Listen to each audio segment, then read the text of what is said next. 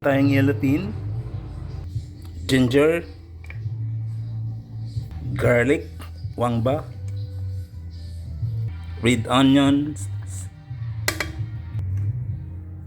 1 tablespoon salt, 1 tablespoon sugar, 1 tablespoon pepper, paminta, 1 cup cayenne vinegar, yung white, silver swan of course, baka naman. Takpan natin. Lagyan na rin natin ng magic sarap.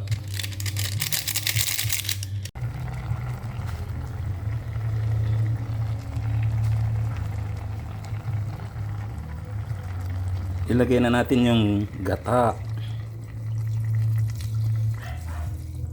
3 cups ito. Yung first na puspus. So, hayaan na natin dyan hanggang kumulo. Yung gata. Ang bango. Mga sili, green pepper. Natin yung pechay. Ayan.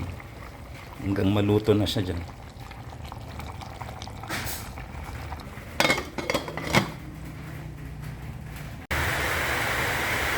Ayan. Oh. Lapit ng maluto.